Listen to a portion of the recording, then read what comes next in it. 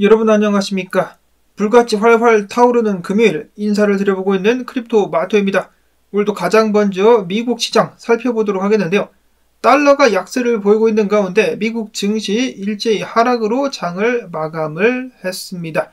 원래 시작 자체는 상승으로 했었는데 제롬 파웰의 이빨에 씹혀가지고 미국 증시가 떨어지고 만 것인데요. 그는 최근에 인플레이션이 아직도 너무 높다. 최근에 관측된 둔화 같은 경우는 시작에 불과하다. 앞으로도 계속해서 험난하고 시간이 걸릴 수 있겠지만은 나와 동료들, 양아치들은 다 함께 힘을 모아가지고 인플레이션을 지속 가능한 2%로 낮추기 위해서 노력에 힘을 합칠 것이다 라고 하면서 매파적인 발언을 하자 증시가 겁을 먹고 하락을 하게 된 것입니다. 자, 과연 연준은 11월 달에 금리 인상을 단행할 것인가? CME 페드와치 같은 경우는 여전히 11월 기준 금리 동결 가능성을 95.7%로 점치고 있었는데요. 저도 여전히 금리를 동결하는 쪽으로다가 한 표를 던지고 싶습니다. 은행 및 기업들이 계속해서 고금리 때문에 비명을 지르고 있는 상황 속에서 추가적인 금리 인상은 좀 힘들지 않을까? 정말로 인플레이션율을 낮추고 싶으면은 미국 정부가 지출을 좀 줄이도록 독려를 해야 되는데 그런 모습은 아직도 보여지지 않고 있는 상황 속에서 오늘 제롬 파월의 발언보다 더 중요하게 봐야 될 사안이 있는데요. 바로 오늘 보시면은 기름값이 좀 올랐죠. 오른 데는 이유가 있다라고 하는데 원래 어제 같은 경우 좀 떨어졌었다가 85달러 구간까지 떨어졌다가 90달러까지 반등을 크게 한 것이라고 볼 수가 있겠는데 바로 이것 때문에 그렇습니다.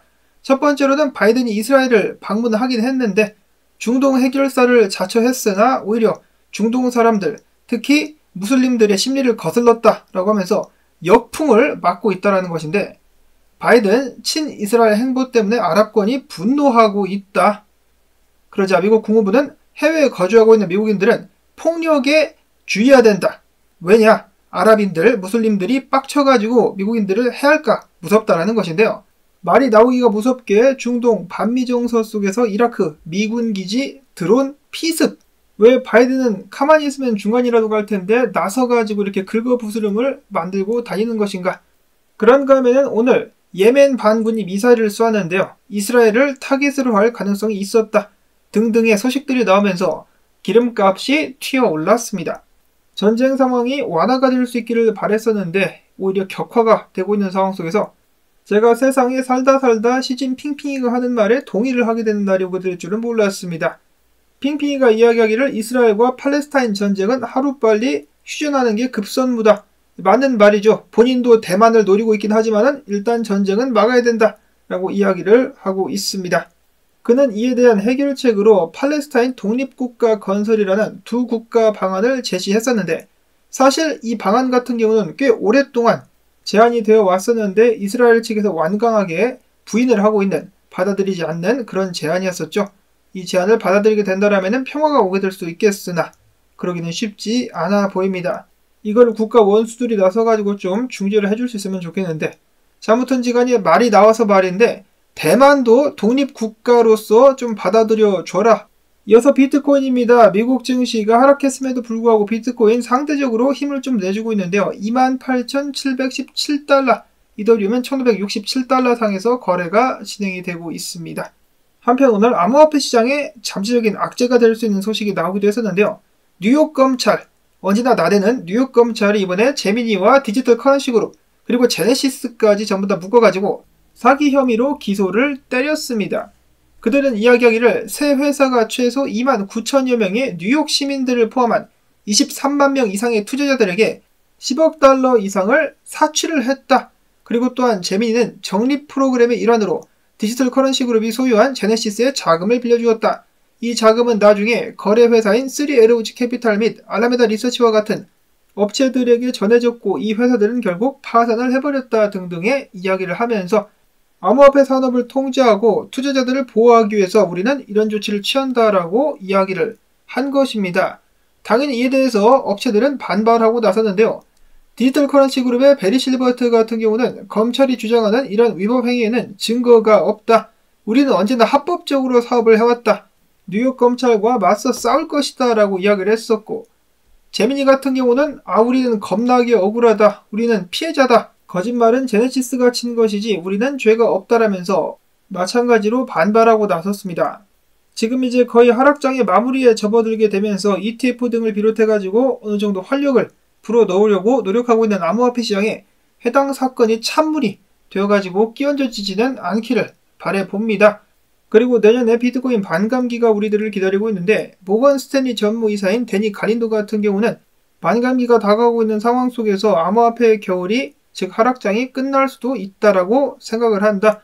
반감기 때마다 공급량은 감소하고 가격은 상승했기 때문에 비트코인은 이미 바닥을 찍은 것일 수도 있을 것이다라고 이야기를 하기도 했었습니다.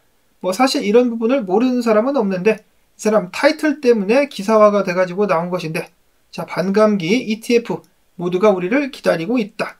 이런 상황 속에서 블랙락 같은 경우 이번에 비트코인 ETF 업데이트를 진행을 했습니다. 이는 ETF 발행사가 SEC와 대화 중임을 나타내는 것이다 라고 해석을 해볼 수가 있다라고 하는데요. 그나마 일하는 신용이라도 보이고 있는 SEC 그리고 블랙락과 마찬가지로 그레이스케일 역시 GBTC의 비트코인 현물 ETF 전환을 위해서 업데이트 문서를 제출했다는 소식이 나왔습니다. 해당 문서는 기본적으로다가 1933년 증권법에 따라 펀드를 등록하는 것이다라고 하는데요. 이번 수정안 같은 경우는 기존 비트코인 현물 ETF S1 증권신고서의 요약 버전인 S3 서류다. 해당 서류를 제출했다는 것은 그레이스케일이 SEC에 대한 모든 보고 요건을 충족했다라고 확신했으며 주식 등록 및 발행 절차를 진행한다는 의미로 볼 수 있다라고 크립토 슬레이트 측에서는 전했습니다. 자, 과연 블랙락과 마찬가지로 SEC와 합의를 하고 있는 상황에서 이런 업데이트가 이루어지는 것일까? 그런 것이라면 굉장히 긍정적인 변화라고 볼 수가 있겠는데요. JP모건 측도 보고서를 통해서 동의하며 이야기하기를 그레이스케일 판결에 대해서 SEC가 항소를 하지 않았었기 때문에 긍정적으로 보이며 조만간 다수의 비트코인 현물 ETF가 동시다발적으로 승인될 것으로 예상한다라고 이야기를 했습니다.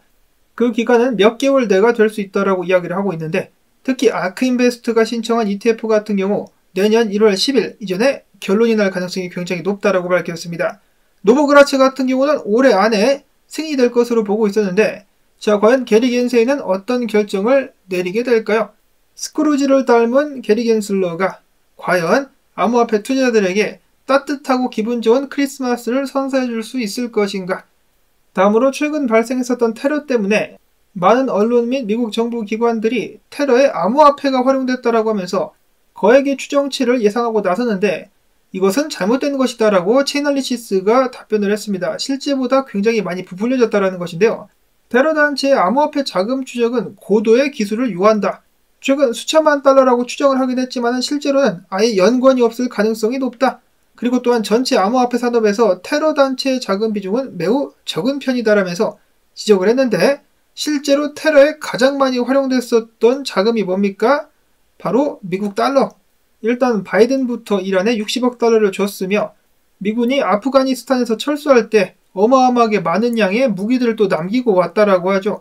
테러 단체들이 그 무기들을 전부 다 압수한 것으로 알려져 있습니다. 본인들은 테러 단체에게 돈도 주고 무기도 줬으면서 괜히 암호화폐를 물고 늘어지고 있어요. 정말 남 핑계대는 거 하나는 기가 막힌 것 같습니다. 이어서는 비트코인 동향 및 분석으로 넘어가 보도록 하겠습니다. 지난 5일 동안 거래소에서 33,000여 개의 비트코인이 인출이 되었다. 안 그래도 지금 비트코인 거래소 보유량이 5년 이래, 6년 이래 최저치를 기록하고 있다는 소식이 나오고 있는 가운데 계속해서 출금이 이루어지고 있다는 것. 굉장히 긍정적인 지표라고 볼 수가 있겠는데요. 그와 동시에 비트코인 최소 100개 이상을 가진 돌고래 지갑 숫자 수가 15,970개로 훅 늘어났다라고 합니다. 특히 증가 시점이 굉장히 흥미로운데요. 지난주 토요일 이후에 갑자기 매집이 많이 늘어났다는 것인데 정말 이거 ETF 관련해가지고 뭔가 내부 정보가 샌 것은 아닌가라는 생각마저 드는데 일단 희망회로겠죠.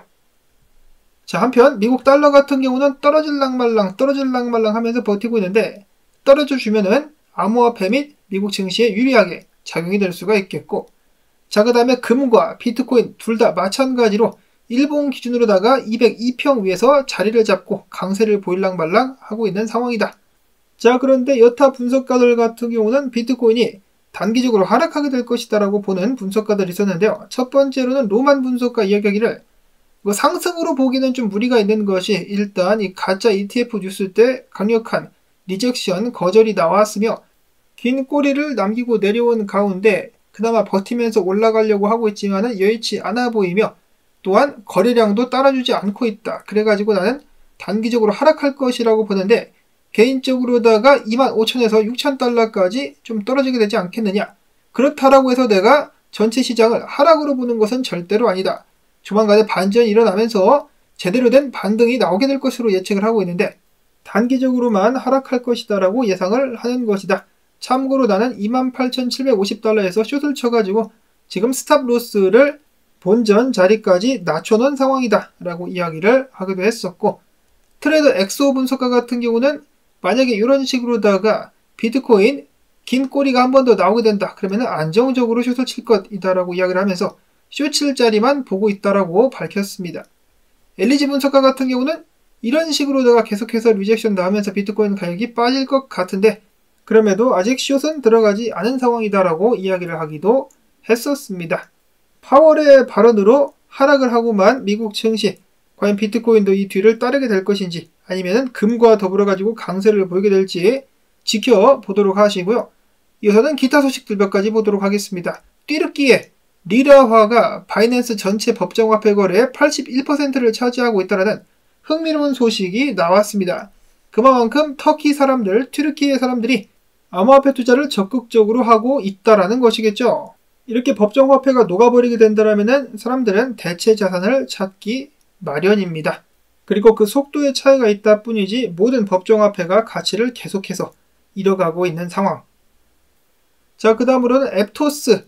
체인이 4시간 동안 다운됐었습니다. 제2의 솔라나가 아닌가. 자, 다행히 복구가 된 상황이라고 하는데 블록체인이 이렇게 다운되는 거 절대로 좋은 모습이 아니죠. 그 다음으로는 고래 및 기관들이 월드코인을 매집하고 있다는 소식이 나왔습니다.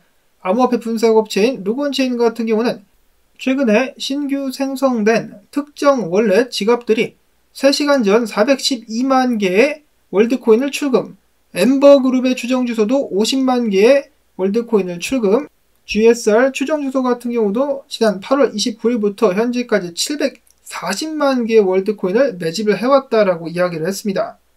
과연 나중에 월드코인도 크게 한 방 쏠 수 있을 것인가? 불장 때 한번 기대를 해보도록 하겠고요. 자, 그 다음에 마지막으로는 이걸 공유를 할까 말까 고민을 했었는데 이 김치코인 관련된 소식, 한국의 대통령이 중동을 순방하게 되는데 경제 사절단 자리에 바이프로스트의 운영사 대표가 포함이 되어 있다라는 소식이 나왔었습니다. 그 외에도 엑스플라 코인 운영사 컴투스의 송병준 의장도 이름을 올렸다라고 하는데요. 당연히 코인이랑은 직접적으로 상관은 없겠습니다만은 이거 가지고 또 세력들이 펌핑을 하게 될 수도 있기는 있겠습니다. 아무튼 간에 김치코인은 굉장히 주의해야 된다라는 말씀 다시금 드리면서 나온 정보들 도움되셨다면 불금은 광주댓과 함께 광고 한 편만 해도 마지막까지 봐주기, 좋아요 및 댓글을 통해서 채널 지원 부탁을 드리면서 저는 다음에 새로운 소식 가지고 또 인사를 드리도록 하겠습니다. 안녕히 계십시오.